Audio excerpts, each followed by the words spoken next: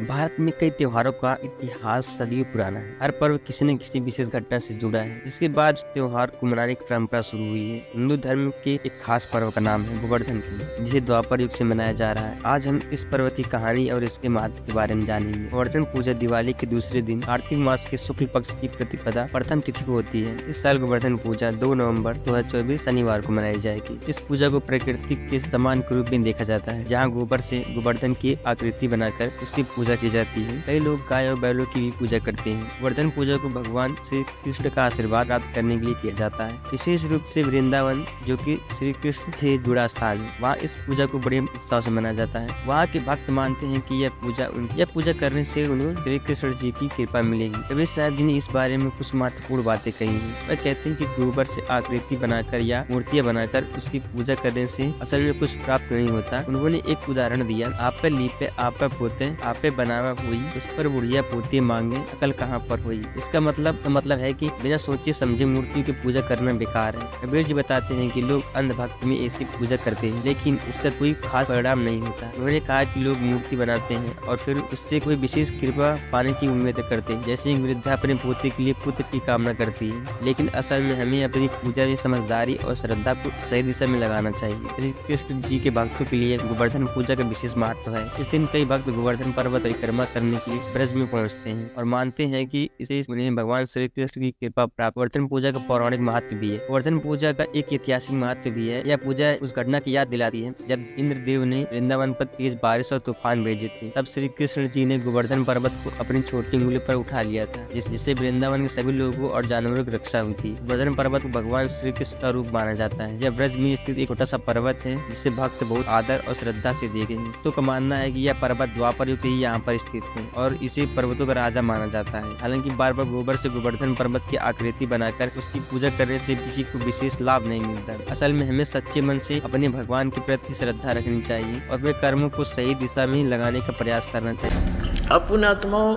हम सुना करते थे, श्री कृष्ण जी ने पर्वत उठा लिया था, गिरिराज यानी गोवर्धन पर्वत को उठा लिया था हाथ पर, उंगली पर ऐसे। पहले तो ये विचार करो, उन्होंने वो पर्वत उठाया किस उद्देश्य से था। उन्होंने इस उद्देश्य से उठाया था कि वहां इन देवताओं की पूजा होया करती और इंद्र स्वर्ग का राजा है। भगवान की पूजा छोड़कर इंद्र की पूजा चलती थी। श्री कृष्ण जी ने कहा, भाई इंद्र की पूजा छोड़ दो या दो, उस भगवान की पूजा करो। इंद्र की कढ़ाई जो होती थी पूजा, वह बंद कर दी। देवराज इंद्र एक समझ लो स्वर्ग का राजा, और उसके अंतर्गत ये सब नहर विभाग, सिंचाई विभाग भी आता है, यानी वर्षा करना। तो क्या हुआ, जब इंद्र की पूजा बंद होगी देवताओं की, इंद्र ने सोचा इनको सबक सिखाता हूँ। इतने जोर की वर्षा, काले बादल छा गए, चारों तरफ घटा, काली घटा छा गई और मूसलधार वर्षा शुरू होगी। व्रज नगरी को डुबोने के लिए अब चारों तरफ हाहाकार मच गया। गौवें भी रंभाने लगी, ग्वाल बाल, क्योंकि गोवर्धन वो पर्वत जो था वहाँ पर गौवें चरा करती थी, वर्षा होती थी, घास होता था और उन दूध दाद बेच कर ये काम चलाया करते थे अपना। और वो समाप्त करने चल पड़ा कि इसको इतना वर्षा कर दूं ये गोवर्धन पर्वत भी डूब जाए, आसपास की नगरी भी नष्ट हो जाए। तो भगवान श्री कृष्ण जी ने उंगली पर वो गोवर्धन पर्वत उठा लिया और पूरी ब्रज नगरी के ऊपर से कर दिया। सारा इंद्र बरस लिया, खूब वर्षा कर ली। सारा पानी उस गोवर्धन पर्वत के ऊपर ऐसे शौक हो गया, उसमें ऐसे मिल गया जैसे ब्लोटिंग पेपर शाही ने चूस लिया करे। आखिर में थक गया इंद्र, आके पैर पकड़ दिए कि मुझे क्षमा कर दो, कहने लगे चला जा, तेरे को कर दिया अक्सबा, और खबरदार आज के बाद तूने अपनी पूजा के लिए व्रजवासियों को कंपेल किया। तो फिर वो गोवर्धन यथा स्थान पर रख दिया। अब पुण्यात्माओं जी, जो गुरु लोग हमें ये शिक्षा देते थे और ये कथा सुनाते थे, श्री कृष्ण जी ने गोवर्धन उठाया, और फिर वो इन्हों कहते थे देवी देवताओं की पूजा करो, श्राद्ध निकालो। अरे भले आदमी हो, श्री कृष्ण जी ने तो देवताओं की पूजा छुटवाई थी, तुम दर्द कर रहे हो, उनके विपरीत ज्ञान दे रहे हो, गुण गा रहे हो श्री कृष्ण के, और तुम इसको भगवान बता रहे हो। परमात्मा कहा करते थे कि केवल एक इस लीला को, इस लीला से ही तुमने उसको भगवान मान लिया, ये तुम्हारी ना समझी है, बालक बुद्धि है कि ये कंप्लीट गॉड मान लिया तुमने, गोवर्धन उठा लिया। था क्या बताते हैं परमात्मा, कहते हैं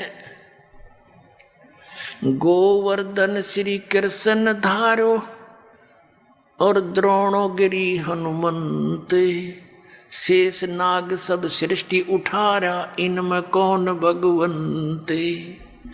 यदि तुम एक ही इस लक्षण से, इस चमत्कार से कि श्री कृष्ण जी ने गोवर्धन उठा लिया, हनुमान जी ने तो फिर द्रोणागिरी उठाई, और आप ही लोक वेद सुनाते हो ब्राह्मण लोगों के शेषनाग के सिर पे, कहते हैं एक कूर्म है, कूर्म के ऊपर एक शेषनाग है, शेषनाग के सिर पे एक बैल है, और उसके ऊपर फिर सारी पृथ्वी रखी है। कहते तुम मानते हो कि शेष के सिर पे सारी सृष्टि है शेषनाग के, तुम यो सारे ब्रह्मांडा, तुम्हारे पूरे ब्रह्मांड ने उठा रहा, समझ लो पूरी पृथ्वी उठा रहा।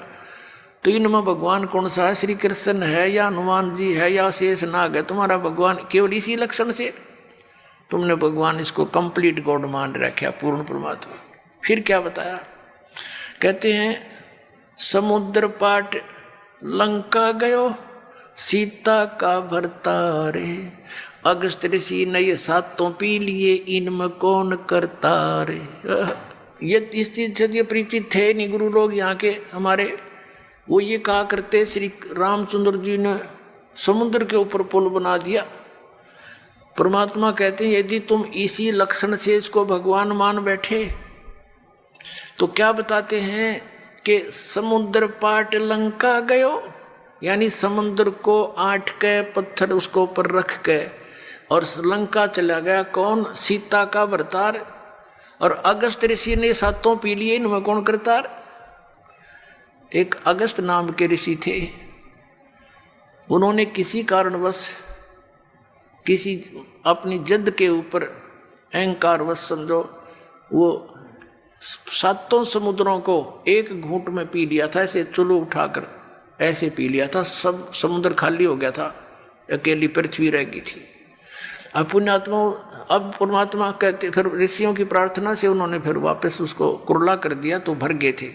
ये आध्यात्मिक शक्ति है, मार्ग है, इसमें आप विज्ञान को ना अड़ाना। विज्ञान तो बालकों का खेल है। ये जहाज बना लिए, इससे मांडी पाए, ये कंप्यूटर बना लिए हैं, परमाणु बम बना लिए, और 2 साल वर्षा ना करे भगवान, ये धरे धराए रह जाता रही साइंस किधर ढूंढे नहीं पाओ। जर लगे खड़े खड़े इन जहाजों के ऊपर कुछ बैठनिया नहीं पाओ।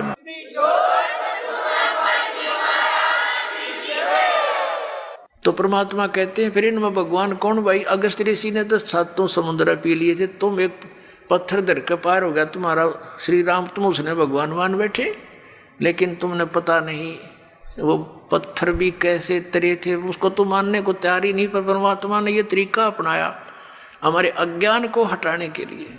श्री रामायण के अंदर एक कथा आती है कि जिस समय श्री रामचंद्र और पूरी सेना एक नाग फांस में आ गई थी, एक सिद्धि से लड़ाई होती थी, तो एक ऋषि ने उसने एक नाग फांस यंत्र होता, वो था हथियार, तो उसके अंदर एक सिद्धि होती है, वो अनेकों नाग बन जाते हैं, उसमें से निरे सांप निकलाए, और उन्होंने सारी सेना को जो लड़ने को तैयार हो रही थी ज्यों की त्यों लपेटे ला के बांध दी, जैसे रस्से तो बांध दिया करे। और सारे खड़े भगवान राम वीर लक्ष्मण भी नो कति जैसे ईख बांध दिया करे, नो पूरी सी खड़ी जगह जगह, और कोई सा टसमस हो नहीं पा रहा। अब 2 मिनट पाछा उसकी गर्दन काट देते सारे, सबको खड़े खड़े आओ तो विवश हो चुके थे। कहते हैं जब श्री राम ने याद किया गरुड़ को, गरुड़ आया, पक्षी है एक, उसने उन नागों को काटा, मार दिया, और तब वो श्री रामचंद्र जी बंधन मुक्त हुए। अब परमात्मा हमें समझाया करते थे, कबीर भगवान कहते हैं, परमात्मा कहा करते थे कि काटे बंधन विपत में, भाई कठिन कियो संग्राम में, चिन्हो रे नर प्राणिया ये गरुड़ बड़ो अक तुमरो राम। अब परमात्मा कहा करते काटे बंधन विपत में, कठिन कियो संग्राम, और चिन्हो रे नर प्राणिया यो गरुड़ बड़ा अक तुम्हारा राम। ये कौन सा भगवान है इनमें बताए? वो तो बंदा खड़ा थोड़ा भगवान तो, और गरुड़ नाक उसकी सहयोग करी, तो कौन सा परमात्मा तो इसमें। तो इस तरह के तर्क देकर भगवान ने खूब समझाना चाहा कबीर परमात्मा ने, पर हमारी बुद्धि पर पत्थर डाल रखे थे न ज्ञानी ऋषियों ने।